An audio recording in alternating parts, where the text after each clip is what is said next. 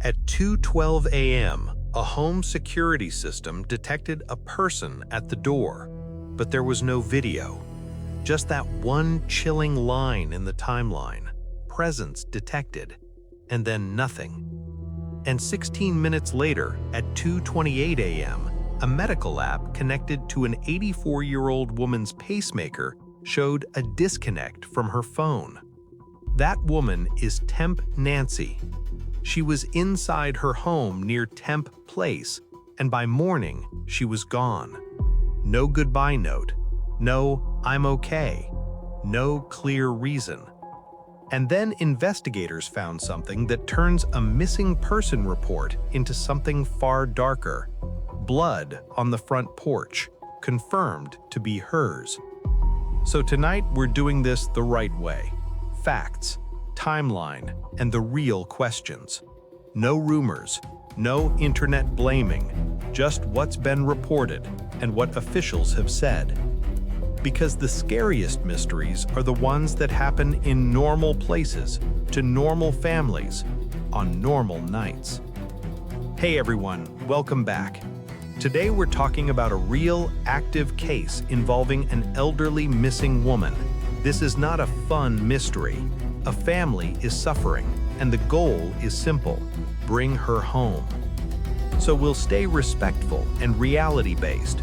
If I say something, it's because it has been reported by credible sources or shared in official briefings. Now, let's go to the last normal night and the short, terrifying window that changed everything. Nancy is 84 years old. She's a vulnerable adult with limited mobility and a heart condition that requires medication.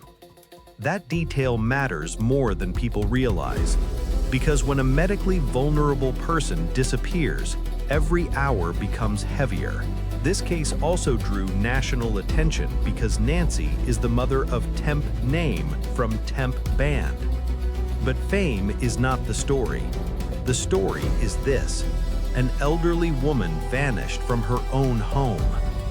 It's Saturday night, January 31st. Earlier that evening, Nancy goes to a family dinner. In one timeline recap, officials said she traveled to a family home around early evening. Later that night, the security timeline shows something very simple, almost boring. 9:48 p.m., Nancy arrives home.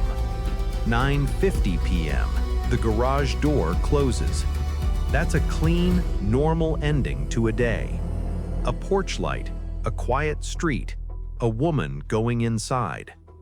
And this is the moment that breaks your heart, because nothing about that looks like danger. But then the night shifts. According to the timeline shared in reporting, 1:47 a.m., the doorbell camera disconnects. Now, cameras can disconnect for boring reasons. Wi-Fi drops, power glitches, tech fails. But in investigations, the question is always, why now? Because when a camera goes dark right before a disappearance, detectives don't ignore it. They circle it. Then comes the detail that feels like a movie, but it isn't. 2:12 a.m., the software detects a person at the camera, but there's no video available. In one report, officials explained that there was no subscription, so the system looped over itself and didn't save footage. Let me say that again, because it's brutal. A person may have been there, and the camera didn't capture it. Then, 2:28 a.m., Nancy's pacemaker app shows a disconnect from her phone. That doesn't automatically mean the worst. A disconnect can be technical. But when you stack the events together, camera disconnect, presence detected, medical connection drops, inside a tight window, that's when a missing person starts to look like a planned event. By late morning, family members go to check on Nancy. A published timeline says 11:56 a.m., family checks on her. 12:03 p.m., a 911 call is made to the Temp Police Department. 12:15 p.m., deputies arrive. That is the moment life changes for everyone involved. because now it's official. Now it's urgent. Then investigators reveal a detail that hits like ice. Blood was found on the front porch, and it was confirmed to be hers. We need to treat this carefully. Blood does not tell us the full story.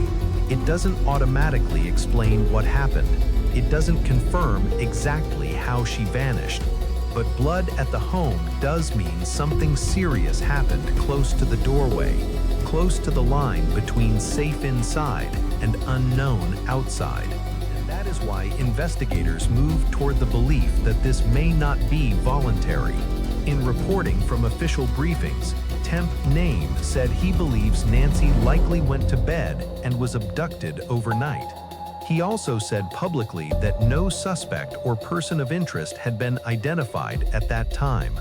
That's a key point, because it means two scary things can be true at once. Investigators think this was serious, possibly an abduction, and they still don't have the person responsible. Then the case escalates further. The FBI offered a reward of up to $50,000 for information leading to Nancy's recovery and/or the arrest and conviction of anyone involved. Rewards exist for one reason. Someone, somewhere, usually knows something small. A car that looked out of place, a sound that didn't fit, a person walking at the wrong hour. Cases often break open from small details, not big confessions. And now we get to the twist. Not a plot twist, but a reality twist that shows how ugly people can be. While Nancy was missing, the FBI arrested a man in California accused of impersonating a kidnapper and sending fake ransom messages demanding Bitcoin. This is important. That arrest was about an alleged hoax and harassment, not an announcement that the disappearance itself was solved. Imagine that level of cruelty. A family is begging for proof of life, and someone tries to profit from the fear. This twist tells us something dark but useful. When a case goes public, scammers show up, noise increases, false leads spread, and detectives have to separate truth from chaos fast. So here's where we are, based on what has been reported and stated publicly. A woman arrives home at 9:48 p.m. Her camera disconnects at 1:47 a.m. A presence is detected at 2:12 a.m., but there's no video. Her pacemaker app disconnects at 2:28 a.m. And later, blood on the porch is confirmed to be hers. Somewhere in that narrow window, something happened. And the most terrifying part is this. The answer might be sitting on someone's device right now. A neighbor's camera angle, a dash cam clip, a quiet 2-second moment nobody checked. So I want to ask you one question, respectfully. Which detail is the strongest anchor in this timeline? The camera disconnect at 1:47, the presence detection at 2:12, or the pacemaker disconnect at 2:28? Drop your answer in the comments without blaming random people, because in part 2, we're gonna break this window down like investigators do, minute by minute, what each timestamp could mean, what it could also not mean, and why one missing clip might be the key. If you want part 2, comment part 2.